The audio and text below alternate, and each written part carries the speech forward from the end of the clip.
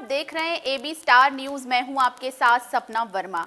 हर दिन इतिहास के पन्नों पे कुछ ना कुछ ऐसी घटना घटती है जो कि एक ऐसी छाप छोड़ देती है जिसे कभी नहीं भुलाया जा सकता, और उसी पर आधारित है हमारा ये पूरा कार्यक्रम जिसका नाम है एक किस्सा दिन का हिस्सा।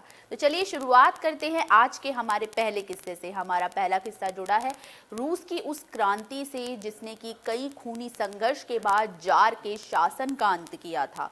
कौन सी क्रांति थी वो, और आखिर कैसे हुआ जार के शासन का खात्मा? चलिए इस पर एक नजर डालते हैं। आइए जानते हैं आज क्या है खास। खंगालते हैं इतिहास के पन्ने।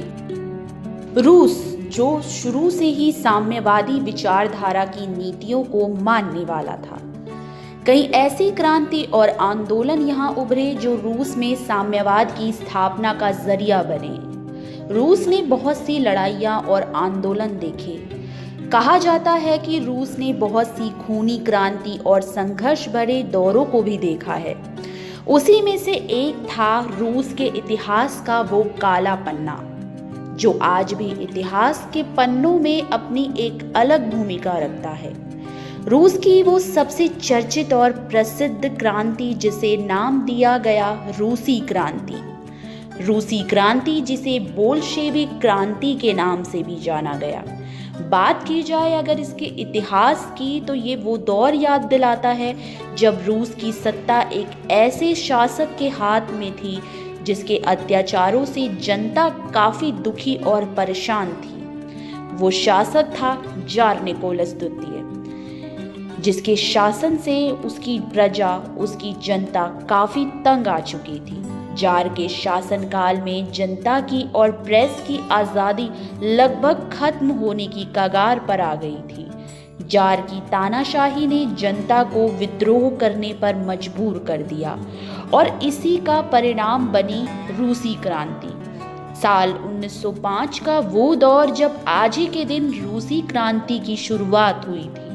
अब अगर बात की जाए इसके इतिहास की कि आखिर ये विद्रोह उस वक्त उठा तो उठा कैसे, तो बात आती है उस समय की जब मजदूरों का एक जत्था अपनी मांगों को लेकर सेंट पीटर्सबर्ग के विंटर पैलेस की तरफ बढ़ रहा था। वो जार निकोलस से मिलना चाहता था, लेकिन जार के पास पहुंचने से पहले ही सैनिकों ने निहत्थे मजदूरों पर यहाँ गोलियां बरसा दी, जिस कारण इस खूनी संघर्ष में 500 बेकसूर लोगों की मौत हो गई, जिस वजह से इस घटना ने रूस को हिलाकर रख दिया।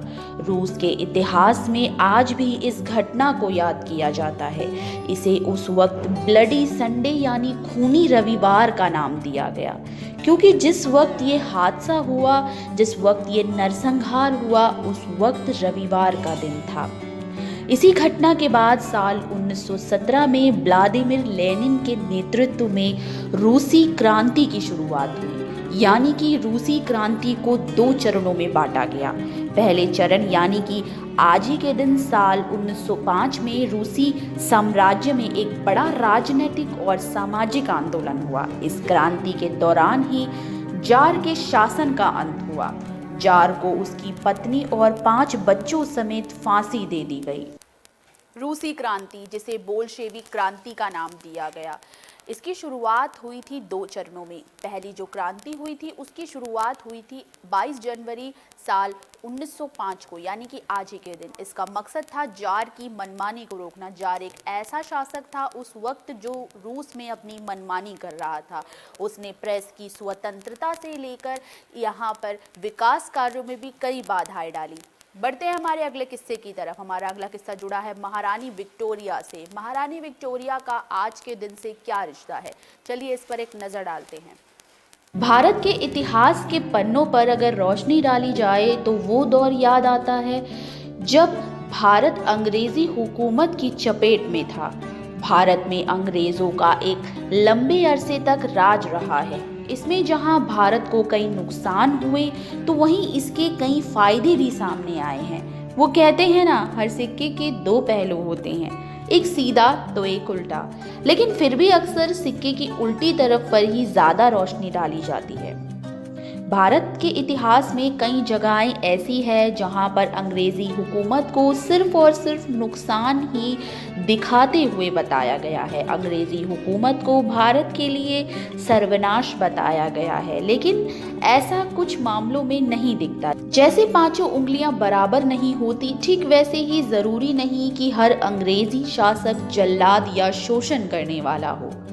भारत के इतिहास में कुछ ऐसे अंग्रेजी शासक भी आए जिन्हें आज भी भारत का इतिहास याद करता है।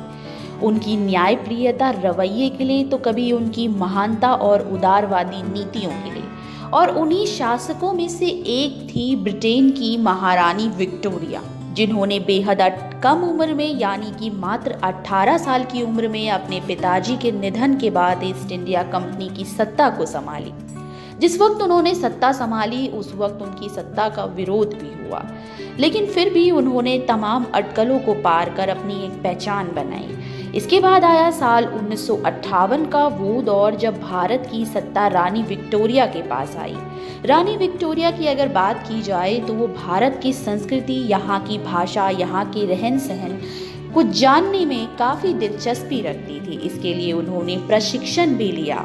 बात की जाए महारानी के सफल कार्यकाल की तो इसका नमूना है विक्टोरिया मेमोरियल, जो साल 1906 और 21 के बीच उस वक्त बनाया गया जब महारानी को भारत की सत्ता संभालते हुए 25 साल पूरे हो गए थे। ये इमारत कोलकाता में है, आज भी रानी की शान और उस वक्त के वर्चस्व को पेश करती है। फिर आया साल 1901 का वो दौर जब आज ही के दिन उनका निधन हुआ। रानी के जीवन से जुड़े कई दिलचस्प पहलू भी सामने आते हैं। कहते हैं कि उनकी करीबी सबसे ज़्यादा उनके नौकरों के प्रति रही। उनमें से एक नौकर था जिनसे उनके निजी संबंध भी बताए जाते हैं। इतिहास में इसको लेकर कई तरह के विवाद भी रहे हैं। विक्टोरिया मेमोरियल जो कि कलकत्ता में स्थित है, ये आज भी महारानी विक्टोरिया के शौर्य और उनकी गौरव को दिखाता है। इस पैलेस को लेकर तमाम तरीके से इसको देखने के लिए हर साल सैलानियों की काफ़ी संख्या उमड़ती है।